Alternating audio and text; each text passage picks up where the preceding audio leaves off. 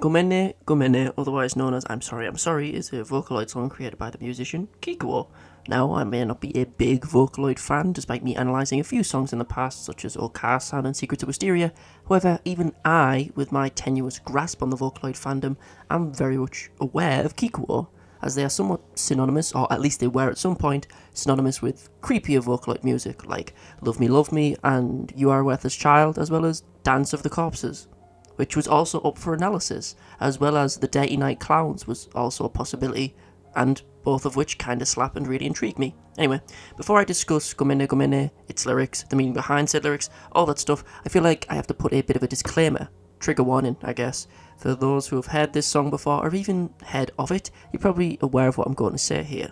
This song covers some very sensitive, disturbing, and overall unsettling themes, most prevalent and on the nose, in my opinion, are that of sweetness and alcohol. So, before I delve into the song, I felt it was a necessary thing to mention. I mean, given the song's popularity, as well as how it has seemingly touched a lot of people in a very special way in its almost 11 years on YouTube, its existence has caused even the comment section of this video to be a truly heartbreaking thing to scroll through. So if even the comment section of this video is extremely dark, the video will be just as dark. So, as I said before, be aware this video has very mature themes, so viewer discretion advised, etc. So, with the warnings and stuff out the way, let's discuss Gomenne Gomnne, otherwise known as I'm Sorry. I'll firstly talk about the visuals of this song, as they're overall pretty minor to the core themes and nature of the song itself. The visuals focus mainly on this image, which is overall pretty abstract, especially in the context of this song. I mean, the most recognisable and visually impactful thing is the anime girl in the centre ripping her body apart and posing as if she's revealing something, which is the only thing in this image which is seemingly pertaining to the song that is being played. A girl ripping herself apart in the image perfectly correlates well to a song where a girl describes people taking her parts and consuming them. It makes a lot of sense. We also see a smorgasbord of colours with random imagery and assorted line thicknesses for some reason. Is that a mushroom or a jellyfish? Are those trees over there? I don't know. I personally am very unsure of what to make of the rest of the image itself, so please let me know what you can glean from it below. However, there are a few more things to mention on the visual front, even if they're minor. Second of all, the editing. What I mean by this is the visual effects that are chosen to kind of add movement to the screen and give the viewer something moving to look at as they're listening to the song. For example, when the song starts, we're on a black screen with only the subtitles there. As the song progresses and we reach the first verse, the image then appears, but with very little saturation, appearing in only greys and browns. But as the song continues, the exposure increases, causing the screen to flash, and then the colours appear. We get a couple of cool little edits throughout the video, but in my opinion, the visual effects have little to no bearing to the song's core narrative. We see a low opacity kaleidoscope appear a couple times, we dip to black, increase exposure again. However, there may be a single exception to this when the lyrics refers to gulping down amniotic fluid and devouring people. Charming imagery, I know. We get a blurred transition to a colour map, which appears from a hue of deep black and then gets a slight hint of red as the transition continues, maybe aiming to look like blood. But the long and short of the visuals are, it's nothing too deep, just cool imagery to look at with seemingly no deeper impact on the song's meaning. But lastly, there is one final thing to mention regarding the visuals, and it's on a little bit of a brighter note. The subtitles for this video on YouTube, whilst not only being fully translated, which makes my life 10 times easier, they also change colour with the song, which is really cool. The drop shadow on the closed captions change colour to suit the background of the video, which is a really cool feature and adds a nice little touch, to be honest. I didn't know you could do that with YouTube integrated subtitles. It's really cool. And on top of that, they're also placed just above the Japanese subtitles, so both the English translated lyrics and the original Japanese are viewable at the same time on screen, which I also love. Now, let's actually get onto the song's lyrics before I gush any more about the video's subtitles. Now, the lyrics depict a very disturbing tale. However, there is still a bit of debate revolving around the details of the song's story, but overall there are some agreed upon plot points. The narrative's core focuses around a girl who is being sexually abused by her father, and the creator chose to convey the horrid and disgusting nature of sexual abuse through some very peculiar yet revolting lyric choices. So, let's finally discuss said lyrics. The song holds nothing back and starts off with some pretty gratuitous lines. Opening my ribs and drinking all of my soup. Straight from my stomach, all with a kiss. I don't think I have any kind of special taste, but if it pleases Papa, then. Not gonna lie, when I first read these lines, they reminded me of a Soddy Ken song by the name of People Eater, because it has a couple similar lines. The lyrics here, however, have a much more unsettling undertone. All with a kiss, but if it pleases Papa. These lines are alluding to an act the speaker doesn't want to perform, but does so if it's for her father, opening my ribs and drinking all of my soup. I don't think I have any special kind of taste. The song likes to convey by describing acts of eating something disgusting, more specifically parts of the character who's singing, almost as if with each act they're forced to do, a piece of them is lost. We hear a scream followed by Gomenne Gomnne.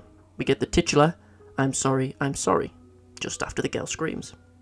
Suck up all my yellow fat into a straw. Stick that into my pee and suck it up just like that too. Then take my poop, stuff it, cut it and cook it too. Even though my body's breaking down for you, Papa. I feel these lines are written so grotesquely for two reasons. Reason number one, to invoke shock from the listener. Shock value. Simple enough. It's shocking. Reason number two is a bit more complicated. I feel the disgusting imagery is obviously not literal. If it were literal, I feel the message of the song would be dampened overall and lose a lot of its meaning. I feel the more repulsive word choices are meant to mirror how disgusting and sickening acts of language are. The lyrics are supposed to make you feel uncomfortable when reading and listening to them, as the themes and main topics of the song are very uncomfortable to talk about, and the lyrics convey this through its unsettling imagery created through its lyrics. No one is literally sucking up fat through a straw. It's trying to make you picture something in your mind that makes you feel nauseous. I'm sorry, I still don't think this is what a good feeling is supposed to be. I'm not sure, but my big bro taught me that it wasn't good. Despite this broken me, whose body is pathetic as can be, he still kindly reaches out a hand. These lines specifically leave a little bit to interpret. So firstly, big bro could mean a couple things in Japan. It could mean the girl's older brother, like her literal blood relative, or simply just someone older than her that the girl sees as a brotherly older figure. We can glean this due to the fact that, from what I can tell, the lyrics say Oni-san, which as a phrase can mean both older brother, but since the honorific san is used, it's kind of up in the air. It could be the girl's older brother she's referring to, or simply a stranger who helped her that she refers to as Oni-san. The rest of the lines here, like the rest of the song, seem more like an internal monologue than anything else. The girl discussing the fact that the brother figure has told her what her father's been doing is wrong, and despite how broken she is, her brother still helps. I'm sorry, this is why I'm such a bad girl. Please forgive me, what a pity, poor little me. I'm sorry, bye from me. Running away from Papa makes me such a bad girl.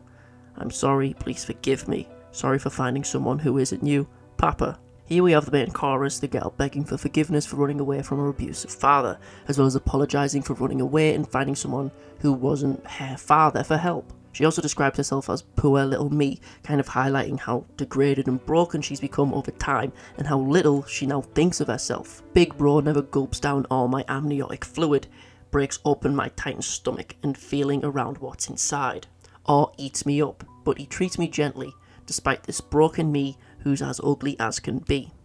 We get a bit of a comparison between the figures in this narrative besides its main narrator, the father and the big brother. Big bro never gulps down her amniotic fluid, which, if you couldn't tell, is more than likely just more gross imagery to depict hustle. He doesn't eat her up, he treats her gently, despite how broken and ugly she is, or at least as ugly she believes herself to be. I'm sorry, I still don't think this was the right thing to do. Big bro must really hate me now. Despite this broken me and the horrid feeling my body's giving me, I'll end up locked away, this is the end. She runs away, back home, away from her brother and back to her father, even though she doesn't believe that it's the right thing to do, thinking that as a result her brother will hate her for running away from him. I'm sorry, this is why I'm such a bad girl. Please forgive me, oh so lonely little me.